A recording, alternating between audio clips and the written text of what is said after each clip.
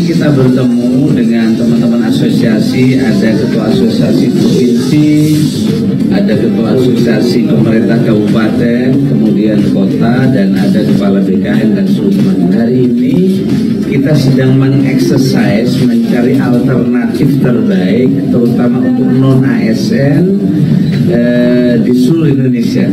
Dan tadi mulai mengerucut ada beberapa alternatif yang nanti akan dirumuskan ulang oleh tim dari teman-teman asosiasi provinsi, asosiasi kabupaten, dan asosiasi pemerintah kota di seluruh Indonesia. Menyelesaikan beberapa pandangan dari kawan-kawan.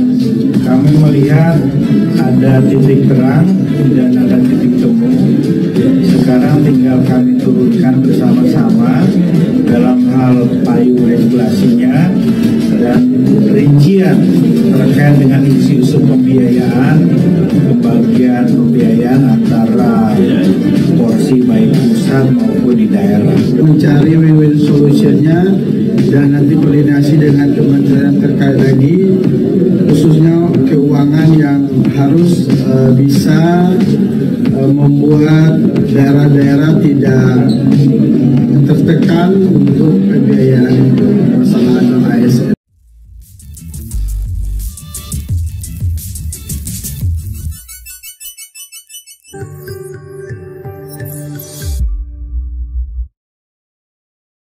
Bismillahirrahmanirrahim. Assalamualaikum warahmatullahi wabarakatuh. Halo rekan-rekan semua, kembali lagi dengan channel Sonogi.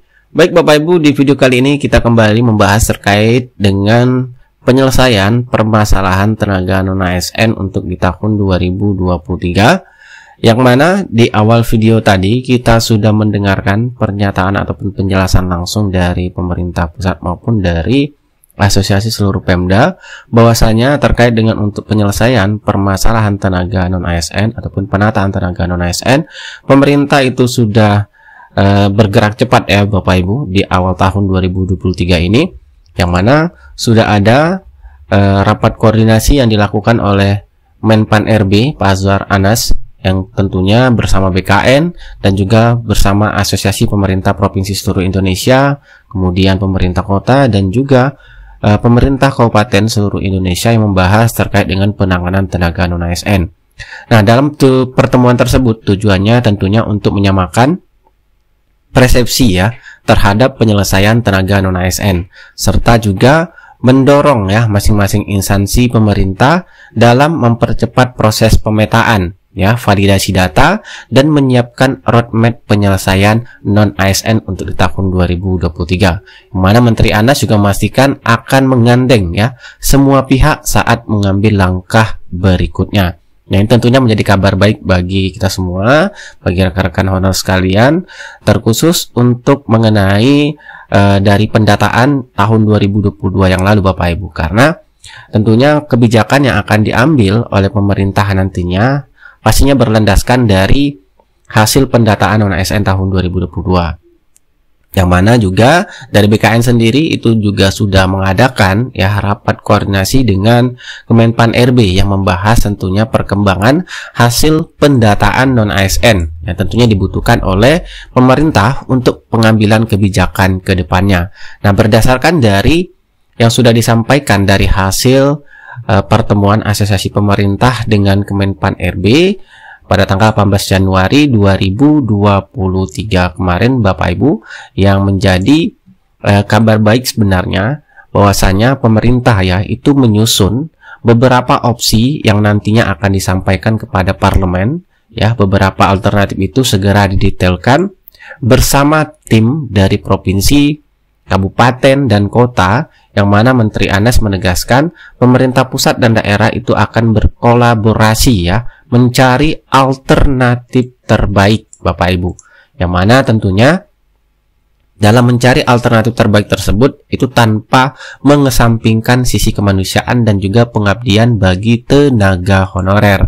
Nah, jadi di sini Bapak Ibu, pengabdian bagi rekan-rekan honor sekalian itu nanti akan menjadi catatan ya untuk pemerintah dalam pengambilan kebijakan tentunya, yang mana kalau kita lihat kembali dari hasil pendataan non-ASN tahun 2022, BKN itu sudah menyampaikan hasil rekapitulasi pendataan non-ASN pada Raker dengan Komisi 2 DPR beberapa waktu yang lalu, yang mana dari kondisi data yang disampaikan pada saat Raker dengan Komisi 2 untuk kondisi setelah penutupan pendataan non-ASN Bapak Ibu ya, itu sudah dibagi per masa kerja, usia, dan juga gaji. Nah, kalau kita perhatikan berdasarkan masa kerja yang sudah disampaikan oleh BKN, bahwasanya kalau kita perhatikan masa kerja yang paling banyak itu di masa kerja 1 sampai dengan 5 tahun ya Bapak Ibu. Yaitu berjumlah lebih 1 juta ya, 1 juta lebih tenaga honorer. Kemudian untuk masa kerja 6 sampai 10 tahun itu 531 ribuan Bapak Ibu. Dan untuk yang masa kerja 11 sampai 15 tahun itu 300 ribuan, dan untuk yang masa kerja lebih dari 15 tahun itu 200 ribuan. Nah, begitu pula dengan usia tenaga honorer berdasarkan hasil rekapitulasi pendataan non-ASN per tanggal kondisi 31 Oktober 2022 yang lalu, yaitu fase batas akhir penyampaian SPTJM, yaitu usia di sini dibagi lagi, ada usia 51 sampai 56 tahun, kemudian usia 41 sampai 50 tahun, usia 31 sampai 40 tahun, dan usia 20 sampai 30 tahun, dan usia di bawah 20 tahun. Nah, di sini kalau kita lihat dari grafik yang disampaikan berdasarkan rekapitulasi pendataan tersebut, itu yang paling banyak adalah usia non-ASN 31 sampai 40 tahun. Namun juga ada Bapak Ibu ya yang tentunya mendekati batas usia pensiun ya, karena di sini juga ada tercatat usia honorer yaitu di atas 56 tahun Bapak Ibu, yaitu 1599, atau 51 sampai 56 tahun yaitu sekitar 71 ribuan di sini Bapak Ibu. Nah, ini juga mengenai gaji dan juga berdasarkan per jabatan Bapak Ibu ya. Berdasarkan perjabatan itu ada pendidik, kemudian ada kesehatan, ada penyuluh, teknis, dan administrasi. Nah, tentunya perkembangan terkait hasil pendataan non-ASN ini sudah disampaikan oleh BKN yang sudah melakukan rapat dengan Kemenpan RB di awal Januari ini. Dan tentunya menyampaikan ataupun kita menunggu perkembangan hasil terbarunya. Begitu pula dengan pastinya mengenai kebijakan ya yang akan ambil ataupun yang diputuskan nanti oleh pemerintah terkait dengan penataan tenaga non-ASN ini. Tentunya ini berkaitan untuk seluruh kategori non-ASN ya Bapak Ibu ya, untuk seluruh kategori honorer. Karena sudah kita ketahui tenaga honorer itu juga sangat ya memiliki peran yang besar dalam birokrasi, tentunya dalam pelaksanaan pelayanan publik di setiap instansi. Tentunya pemerintah juga sedang ya mencari alternatif terbaik. Dan kalau di sini kita lihat di headline berita di Kemenpan RB itu sudah ada pengerucutan terkait dengan opsi ya, sudah mendetailkan opsi pendataan tenaga non-ASN yang akan diputuskan untuk di tahun 2023 ini. Semoga tentunya kebijakan yang akan ditetapkan nanti pastinya berkeadilan bagi untuk tenaga honorer, khususnya untuk yang mengabdi sudah lama Bapak Ibu ya di instansinya masing-masing. Oke, itulah informasi yang dapat kami bagikan kepada rekan-rekan semua. Jika ada informasi ataupun perkembangan terbaru terkait dengan penataan tenaga non-ASN, kami akan menginformasikan kepada rekan-rekan semua. Oleh karena itu, jangan lupa Bapak Ibu untuk selalu pantau channel ini agar siapa yang mengupdate informasi-informasi terbaru, tentunya rekan-rekan yang pertama kali mendapatkan notifikasinya.